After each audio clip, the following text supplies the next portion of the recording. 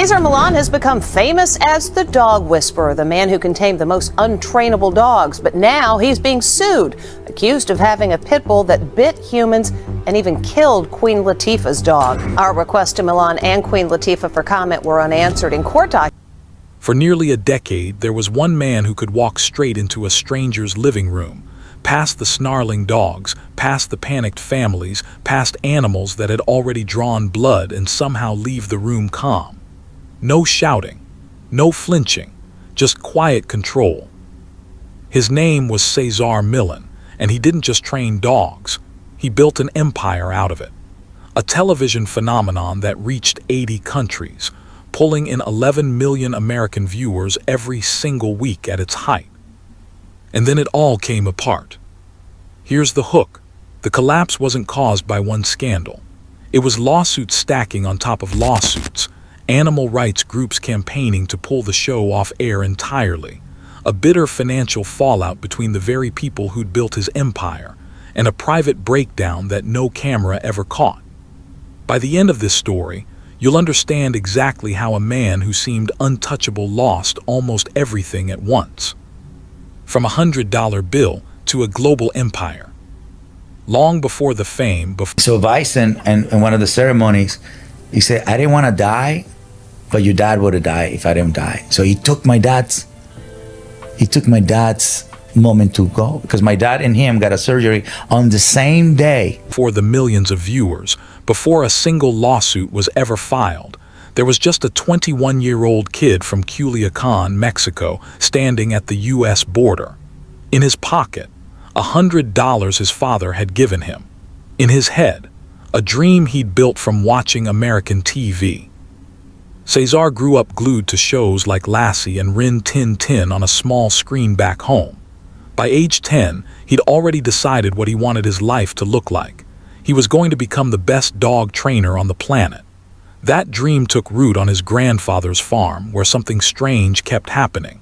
Animals trusted him in a way they didn't trust anyone else.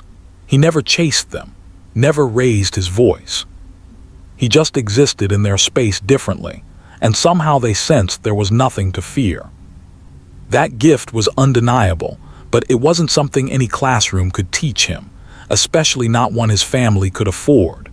Veterinary school was never on the table financially, so he came up with a plan that was equal parts ambitious and reckless. Head straight to Hollywood, track down the trainers working with celebrity animals, and learn by standing next to them. On December 23, 1990, he hugged his mother goodbye and boarded a bus heading north. The border crossing wasn't simple or safe. By his own account, the area he crossed through was controlled by human traffickers. This wasn't just hopping a fence, it was genuinely dangerous territory. He made it across anyway. He landed in California barely speaking English, with money that wouldn't last the week and not a single person he knew.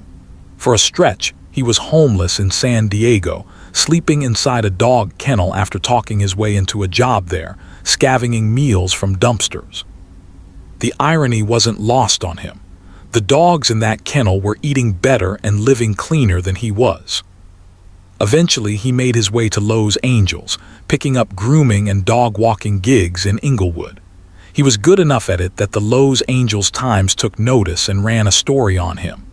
That single article opened doors. Wealthy LA dog owners started calling. Because that's how real talent travels. Word gets around fast when something actually works.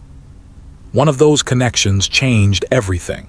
Jada Pinkett Smith watched him work with a dog owned by someone in her circle, and she was instantly convinced. But she told him something blunt. If he ever wanted to make it onto television, his English needed to be camera ready.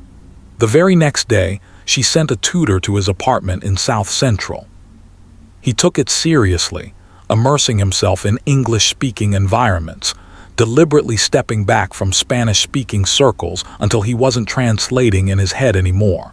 He was just thinking in English. He's never shied away from giving her credit. In his words, it was because of Jada that he learned to speak the language fluently. By 2004, a production company called MPH Entertainment had noticed what he was already doing with LA's celebrity dogs and built a TV pitch around it. On September 13, 2004, Dog Whisperer with Cesar Millan quietly premiered on National Geographic Channel. And almost nobody noticed at first. The network barely pushed it, airing it in short half-hour slots with no real primetime push. But word of mouth did what the marketing budget wouldn't. By season 2, it had expanded into a full primetime hour. By season 6, 11 million Americans were tuning in weekly. And here's where the story takes a sharp turn. In 2009, 18 years after he'd crossed that border with nothing but $100 and a dream, Cesar Millan officially became a United States citizen. He had everything he'd ever wanted. But the very foundation his success was built on was already being quietly torn apart by the scientific community, and he had no idea how bad it was about to get. The science that was already working against him. The criticism didn't wait for the show to become a hit. It started early, and it never let up. Cesar's entire method rested on something he called calm assertive energy. His core belief: dogs organize themselves around pack hierarchy, with one clear leader at the top. When a dog acted out aggression, destruction, anxiety, his explanation was almost always the same. The human hadn't claimed the role of pack leader, so the dog stepped into that vacuum instead. His job was to walk in, embody calm authority, and reset the natural order. On screen, it was mesmerizing. A dog that had terrorized a household for years would go still and obedient in a single afternoon. It looked like magic, and the idea of a natural pack order was intuitive enough that millions of viewers nodded along from their couches. Simple, visual, satisfying, it made for incredible television. But the science underneath it had already started crumbling years before the show even aired. Dr. Nicholas Dodman, who ran the Animal Behavior Clinic at Tufts University, wrote directly to National Geographic in 2006, telling them the show had pushed dog training backward by 2 decades. That same year, animal behavior writer Mark Dare published a piece in the New York Times arguing the techniques on display flatly contradicted what trained veterinarians and behaviorists actually knew about canine behavior. Both critics zeroed in on the same target: dominance theory. The Wolf research that theory was originally based on turned out to be deeply flawed. Those studies had observed wolves in captivity, under artificial, stressful conditions, not wolves living naturally in the wild. When scientists later studied wild wolf packs, they found something completely different. Leadership came from parent figures guiding their family units, not from aggressive dominance battles. The entire alpha framework, the bedrock Cesar's whole career was standing on, had already been dismantled by the scientific community. The American Humane Association didn't stop at criticism. In 2006, they formally petitioned National Geographic to cancel the show outright, branding the methods inhumane, outdated, and dangerous, warning that viewers were absorbing harmful misinformation about handling difficult dogs. By 2009, the American Veterinary Society of Animal Behavior issued its own public warning. Dominance-based training, they said, was more likely to create fear and aggression in dogs than fix it. Then in 2012, British TV host Alan Titchmarsh confronted Cesar live, on camera, playing footage he claimed showed Cesar striking a dog in the throat, and citing the RSPCA's position that his methods made behavioral problems worse, not better. Cesar pushed back hard, insisting the footage showed a touch, not a strike, and refused to back down from any of it. To be fair, his counterargument wasn't baseless. He'd spent 15 years working hands-on with genuinely dangerous animals, not in a lab, not in theory, but in real rooms facing real risk. He often pointed out that the academics criticizing him had research papers, sure, but had they ever stood across from a 90-pound animal with an actual bite history and had to make a split-second call? It was a fair point, and one that complicated the narrative on both sides. The lawsuits begin. The first major legal blow landed in 2006, barely 2 years into the show's run. Television producer Flody Suarez filed suit in Los Angeles Superior Court, alleging that his 5-year-old Labrador Retriever, Gator, had been seriously injured at Cesar Millan's Dog Psychology Center. The complaint claimed the dog had been choked with a collar, forced onto a treadmill, and pushed until he collapsed, rushed to a vet in critical condition. According to Suarez, Gator was found bleeding from the mouth and nose, covered in bruising, placed in an oxygen tent and struggling to breathe. The vet bills alone topped $25,000. That lawsuit was eventually settled a year later, but by then, the damage was already public, already out in the open for everyone to see. That same week in April 2006, a second lawsuit hit. A former publicist and her business partner came forward claiming they had actually coined the name Dog Whisperer for Cesar, and that he'd taken their idea straight to National Geographic and 2 production companies without ever crediting them or cutting them in. They were demanding more than $5 million. 2 lawsuits landing in the same week, during only the show's second season. That's not a coincidence. That's an early warning sign that legal trouble was going to follow this show for years to come. But here's the part almost nobody talks about. The lawsuit story that's been buried under all the public controversy is the financial war happening behind the scenes, inside the production itself. This is the piece of the puzzle most people never even hear about. Cesar Millan ended up suing MPH Entertainment, the very company that created the show with him, claiming they'd pocketed back-end profits that belonged to him. MPH fired back with counterclaims of their own. Then things got messier. The network admitted it had been quietly streaming episodes on Hulu since 2009 without proper authorization. And an independent audit reportedly uncovered something even more damning: that Cesar himself had underpaid his financial obligations to the production company by more than $4 million. By the time the final season aired in 2012, it wasn't just one lawsuit. It was a tangled web of them, all happening at once. Cesar was suing MPH. MPH was suing back. National Geographic was trying to insert itself into the case to recover what it claimed were millions in revenue it never received. And on top of all that, the author of the Dog Whisperer book series filed a completely separate lawsuit against MPH, accusing them of fraud and breach of fiduciary duty. The year everything collapsed. All of that, the scientific backlash, the lawsuits, the nervous advertisers, was real. It mattered. But none of it is actually what broke Cesar Millan. What broke him happened in 2010, and it happened fast, one gut punch after another. It started in February, when Daddy died. Daddy wasn't just a dog on a TV show. He was a 16-year-old pit bull who had been Cesar's closest working partner for the entire run of the series. He wasn't a prop, and he wasn't just trained for the cameras.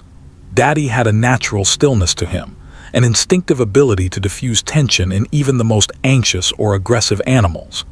Cesar used him as a living, breathing example of what balanced energy actually looked like in real life. Daddy had been by his side since before the show even existed, through every season, every controversy, every crisis. Losing him, in Cesar's own words, felt like losing a piece of himself that could never be replaced. 4 months after that, his wife Illusion filed for divorce. They'd been married 16 years and had 2 sons together. Their marriage had been the one private, stable corner of a life that had been lived almost entirely in public for nearly a decade. When it ended, there was nothing left underneath him. When Cesar eventually opened up about this period, he didn't soften it. He described feeling defeated, crushed under guilt, and a sense of total failure at the lowest point of his entire life, emotionally and psychologically. Think about that for a second. This was a man who'd spent 9 years on national television teaching families how to project calm, grounded energy. And in his own home, he couldn't find a shred of that calm inside himself. He attempted suicide. He overdosed on pills and was found unconscious. He survived. During his recovery, he chose not to go the medication route. instead leaning on exercise and on returning to the work that had always given his life structure and meaning. He's talked about that attempt publicly and without sugarcoating it. "What does not kill you makes you stronger," he told the Tampa Bay Times. He said surviving that moment fundamentally changed how he reads the warning signs of depression, and that now, as a father, he watches for those same signs in his sons and the people. The cancellation became official in June 2012. Cesar broke the news himself on Facebook with a gracious, carefully worded statement that revealed almost nothing about what had actually been happening behind the scenes. 12 final episodes aired across July and August, and on September 15, 2012, the show officially ended. 9 seasons, 176 episodes done. What the research actually found. Here's the uncomfortable truth. The critics who called Cesar Millan dangerous weren't entirely right, but his defenders who painted him as a misunderstood genius weren't entirely right either. The real picture, the one that emerged years after the cameras stopped rolling, was far messier than either side wanted to admit. The dominance theory criticism mostly held up. The original wolf studies it was based on really were flawed, and dogs genuinely don't organize themselves into rigid alpha hierarchies the way the theory claimed. In the years following the show's end, the scientific consensus moved firmly away from that entire framework. But when researchers actually went back and studied the outcomes of the cases Cesar worked on, the picture got more complicated than a simple yes or no verdict. Some of the dogs showed real, lasting behavioral improvement.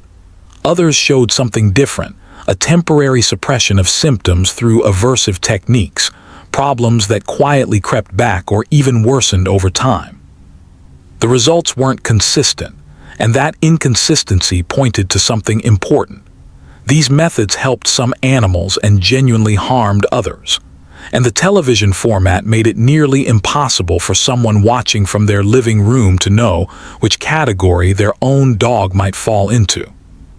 This is exactly what that small warning disclaimer at the bottom of the screen was hinting at all along. That notice telling viewers not to try these techniques at home wasn't just routine legal cover. It was the network quietly admitting, in writing, on every single episode, that what they were showing wasn't safe for everyone to copy. And that disclaimer sat right there in the credits, year after year, while the network kept airing the show and kept collecting the advertising checks.